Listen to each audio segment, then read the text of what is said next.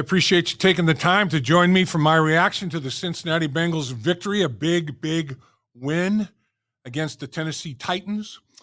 Dave Lapham here in studios at First Star Logistics, our outstanding studios, and we do appreciate First Star Logistics for everything they do for us. And that football game, as the old saying goes, and I've said it many times, you watch enough football, you're going to see something you haven't seen before. And I can honestly say, I'm not sure I've seen a football game where two teams combined for 26 penalties, almost 225 penalty yards. One team had 4 turnovers, the Cincinnati Bengals, and they went +2 because the opponent, the Tennessee Titans, had 6. Are you kidding me? That's rare right there in itself. But, 11 possessions. Tennessee had 12, but one of them is that after the Bengals kicked a field goal, I just had the kick at the end of the half. Tennessee didn't even run a snap. So I'm not going to count that as a possession. 11 true possessions, they had 6 turnovers. The Bengals had 9 possessions, they had 4 turnovers. 20 possessions in the game, 10 turnovers. 50% of the possessions were given back and forth. Each punter only punted one time for their football team. I mean, it was just it was crazy. It was crazy how this football game unfolded. Craziest part of it, though, I've never seen a sequence like this before. In the third quarter, at the end of the third quarter, the Tennessee Titans, they've got the football, and rookie defensive tackle for the Cincinnati Bengals. I mean, he makes a great play. Penetration is there. He causes a fumble, and off to the races goes Jordan Battle. Jackson comes in, causes the fumble. Jordan Battle picks it up, off to the races. So we have a turnover, pick it up, races it for a bunch of yards. At the 1-yard line, or inside the 1-yard line, decides he's going to try to change hands. He said that's what he was thinking about doing. I don't know. I mean, why would you run 59 yards and then at the last yard change hands? But at any rate, loses the football, fumbles it through the end zone. So now it's a touchback. So Tennessee gets the ball back again. In the third quarter, they finished the third quarter by running 16 snaps in that sequence. Go into the early fourth quarter. They run 6 more plays. They ran 22 straight snaps against the Bengals. You talk about the defense leaking oil. Guys were dying on the vine out there. How did that possession end? Of course, with an interception. That's the way the game went. Thing starts with the turnover. Big return for potential touchdown, defensive score. They already had 1 defensive score and a pick 6. 4 pick 6s this year for the Tennessee Titans now, with the Bengals getting 1. Fumble it inside the 1-yard line. Comes back out to the 20-yard line on a touchback. Drive the ball again, throw an interception. 22 plays, nothing to show for it other than an interception, fumble on the front side, interception on the back side. 22 snaps. Starts by fumble, ends by interception. That is a synopsis of this football game. Another thing about this football game, in the second quarter, the Tennessee Titans, they scored 2 touchdowns in the first quarter. They've got themselves a lead in the first quarter. On the second quarter, they have into the third quarter, actually the first possession of the fourth quarter, 7 straight drives. They go fumble, interception, end of the half with that kickoff with no plays, 3 and out, a punt. They had a 15-yard penalty. They were minus 15 yards in the drive. They gained no yards on the 3 snaps and minus 15 on the penalty. Interception, fumble, interception. Are you kidding me? 1, 2, 3, 4, 5, 6 turnovers in that stretch. All of their turnovers occurred second and third quarter and first possession of the fourth quarter. Unreal. And the only possession they had that didn't end with a turnover was a 3 and out.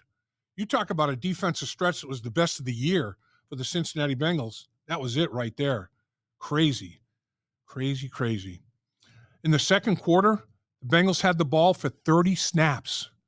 They had a 7-play drive, fumbled the football. They had a 9-play drive, scored a touchdown. They had an 11-play drive, settled for a field goal. They had a 3-play drive that was a short one for 44 yards and a touchdown short field. 30 snaps, scored 17 points Pretty good production right there. They had a 17-point second quarter, but 30 snaps in a quarter? That's a 120 snap game. Those don't happen. So many weird things took place in this football game. Man. But no matter the craziness or whatever that was involved, you know what it is? It's a win. And the Bengals need a win. They start out 1-4 this year. They're 5-4 over their last 9 games. They're on a 2-game winning streak on the road. Don't take that for granted. It's tough to win on the road in the National Football League. Now you come back home. You have a chance to potentially make some noise. You know, I mean, you got Cleveland, you got Denver, you got Pittsburgh. Not an easy run. I mean, Denver and Pittsburgh obviously still in the playoff thick of it. Cleveland is having their struggles. What are they going to do at the quarterback position? Don't really know. In the first game when the Bengals played, all 3 quarterbacks had at least 11 pass attempts. So let's go there for a second. In the first game against Cleveland, Robinson had 24 pass attempts. Watson had 17. Winston had 11. Unbelievable. They threw it 52 times, 3 different quarterbacks. Man, they were trying to figure out what to do at that point in time. Joe Burrow had himself a very productive game, 15-25, 181 yards, 2 touchdowns, no interceptions. That was the big key in the football game the first time. The Bengals did not turn the football over. No interceptions, didn't put it on the ground, didn't lose any fumbles as a result of that obviously. But that's about the best thing they did, quite honestly, because Jim Schwartz, he's tough. He knows what the Bengals do. He knows their personnel. He knows their tendencies. He knows their concepts. He's a hell of a defensive coordinator. The Cincinnati Bengals in that first game, this explosive offense, Cleveland did the best job on them than anybody's done defensively. They went 2 for 13 on third down, 15.4%. They're in the top 5 in the NFL on third down conversions. This game, they went 2 for 13. They went 0 for 8 to start the football game in that first matchup against Cleveland. I'm saying don't take anything for granted. This Cleveland Brown defensive football team from front to back, they've got players. They got rush guys, Myles Garrett. They got cover guys. They got corners. They have a pair of corners that are about as good as anybody in the National Football League. Denzel Ward is playing at a very high level. Martin Emerson can get it done. I mean, they're good. This is a good football team. They held the Bengals on 53 snaps to 223 yards, 4.2 yards per play, not per rush, not per play. Even with Joe Burrow having the game he had with a quarterback rating of over 108. They ran 77 snaps. The Bengals ran 53. 24 more snaps than the Bengals. Had almost a 9-minute time of possession advantage. You look at all the stats. I mean, they converted 8 of 19 on third down, over 42%. They had 336 yards to the Bengals' 223. Thinking, how did the Cincinnati Bengals win the football game? 2 turnovers, 2 interceptions. That was one big thing. And the other thing, remember, Charlie Jones, first play of the game, 100 yards for a touchdown. First play, 100-yard touchdown. Charlie Jones hasn't been able to play very much since then, really. I mean, he's had problems, core muscle problems, groin issues. I wonder if he's going to be able to make this dance for this football game. If he does, will he be the 5th receiver? The 5th receiver plays on special teams. He's the return guy. If Charlie can't make the dance, then it'll go to others. But that was a huge play in the football game. So special teams, how special were they? Well, that 100-yard kickoff return. How about 14 possessions for both football teams? Average drive start for Cincinnati, the 36-yard line. Average for Cleveland, the 25-yard line. 14 possessions times 11 yards, 154 hidden yards. Football field and a half. Darren Simmons and the special teams dominated field position. They got a kickoff return touchdown of 100 yards. 5 times they had the Cleveland Browns started inside the 20-yard line. 3 times inside the 10. They started one drive at the 8, 2 drives at the 9. They put Cleveland on a long field. They got some short fields because of turnovers and field position. That's what won the football game. That's the kind of football game this quite possibly could be. So you relish this victory that the Cincinnati Bengals had. Joe Burrow wasn't happy. Joe Burrow had his first 2 interception game of the season. He also lost a fumble. Four giveaways for the Bengals. Joe was involved with 3 of them. After the game, he was pretty salty about it and didn't like the number of penalties that were made, false starts, lack of focus, lack of concentration penalties. He didn't like the fact that there was some procedural issues getting plays in on time. I know they're having headset issues. That's what a shock that is. All I can say is some guys that Lou Anarumo and Mike Hilton, Brian Callahan saw it firsthand. Lou Anarumo and Mike Hilton, they've kind of like ESP. They have a feel for each other. And he started bringing Mike Hilton off that slot corner again, either to pressure the quarterback or tackles for loss. He had three tackles for loss and the interception on the deflection. Mike Hilton was coming, boy. And Brian Callahan had seen it for a while here in Cincinnati. Another thing that Lou Anarumo did, when they got in the red zone, he rushed 3 and dropped 8. And he had done that against other teams. Other teams had done that against the Cincinnati Bengals offense when Brian Callahan was here as a coordinator. The much ballyhooed touchdown pass that Joe Burrow had the ball for 9 seconds. They rushed 3, dropped 8 into coverage inside the 20-yard line. That's a compressed field. All you can have is 5 receivers out there. If you have 8 defenders, and I think they might only had 4 receivers out, you can double team everybody. And there was nowhere to go with the football. And Joe extended and created and, was patient, continued to do his thing. Over 9 seconds, held that football. And the Bengals pass protection held up. 5 guys blocking 3, eventually gets a touchdown. So, there's some things there that are interesting. I thought overall the protection on the day wasn't too bad. I thought Joe Burrow obviously did his thing, extending and creating. He had a brace on to protect that knee. In pregame warmups, before he even got out on the field, saw him in the tunnel, and he's doing a lot of stretching and movement, seeing if that brace was going to be cumbersome whatsoever. Obviously, he was moving around pretty well with it, so he kept it on. But it would have been interesting if he had to take that bad boy off. It looks like it was a bursa sac with all the swelling that took place there. But I want to tip my cap to Devin Cochran, 3rd tackle. Orlando Brown can't go, had a fibula issue. Cody Ford gets sick at the end of the week. They try, transfusions. They try everything, trying to, give him injections, give him the vitamins, give him all the stuff he needs. Nothing really worked. He still was feeling pretty punked. About 3 hours before the game at the stadium, he gets the word that he's the starter. The official starter for the football game. The reason I want to tip my cap to him is he was ready. He was ready to take full advantage of the opportunity. I mean, sometimes guys let those opportunities pass. They're just not quite ready to answer the bell. Devin Cochran, every single week, prepares like he's going to play in the football game, like he's going to start in the football game. He had 1 snap, 1 regular season NFL snap before this football game.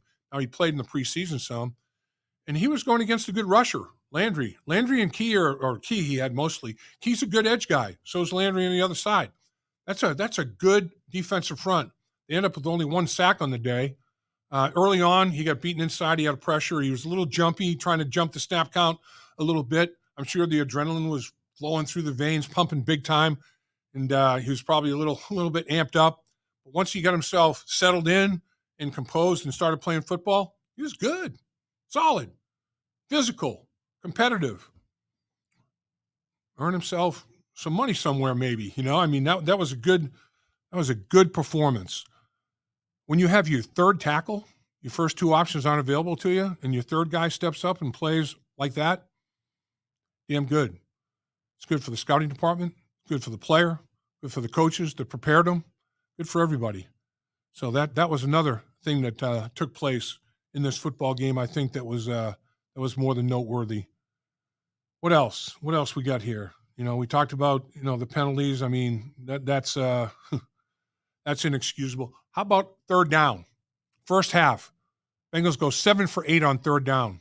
Joe Burrow, 2 of his 3 touchdown passes are on 3rd down.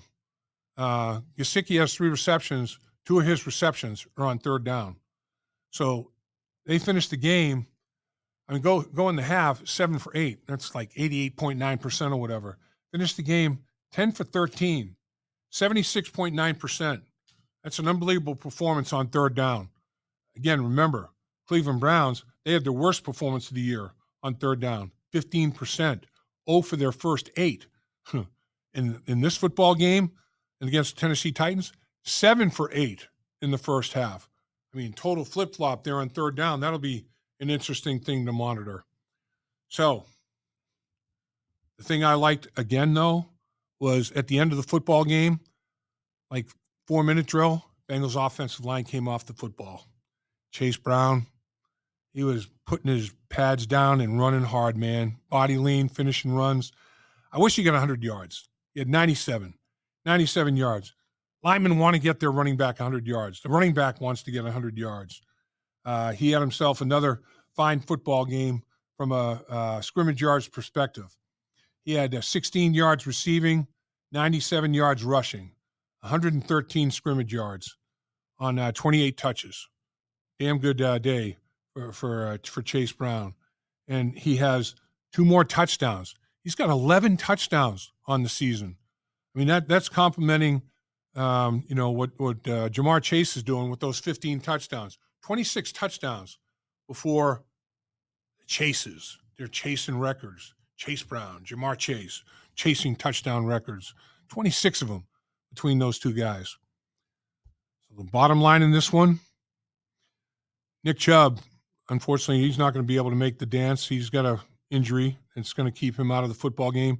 Jerome Ford, former UC running back, he's going to be carrying the load against the Cincinnati Bengals. Got to control the running game. They have a Ferris wheel, merry-go-round going on at the quarterback position. Who's it going to be? How long is it going to be that guy? What are they going to do at the quarterback position? Best thing to do, control that running game, just like they did against the Tennessee Titans. The Titans really lean on their run game. Bengals shut it down. 83 yards, 26 carries, 3.2 yards per attempt. They outrushed the Tennessee Titans. Exact same number of carries, 26 carries, 101 yards, and a touchdown. They outrushed them. This game was, there were so many similarities in this football game. The Tennessee Titans had 1 more first down than the Bengals, 25-24. They ran 1 more snap than the Bengals did, 65-64. They both had exactly 26 rushing attempts. It's crazy how similar the numbers are. The Bengals threw it 37 times. Titans threw it 38. Bengals completed 26. Titans completed 29. Up and down the board. Very similar game. Came down to turnovers. Usually does. Tennessee's now minus 13. Bengals are plus 2. Bengals are going to have to win the turnover battle in every football game down the stretch. Again, their playoff odds went from 3% to 6%. The way they're going to stay alive and be a playoff possibility, even though it's a long, long, long shot, win the turnover battle every single week from here on out. We'll see. Dave Lapham here, and every day I am grateful for my experience to have played professional football. As a player, I realized self-motivation, leadership, and appreciating your teammates are key. At First Star Logistics, you can use those same attributes to create the life you want for you and your family. Build your future by working hard like I did. You'll see results both on and off the field. Call First Star Logistics today and be part of our winning team. Opportunity knocking.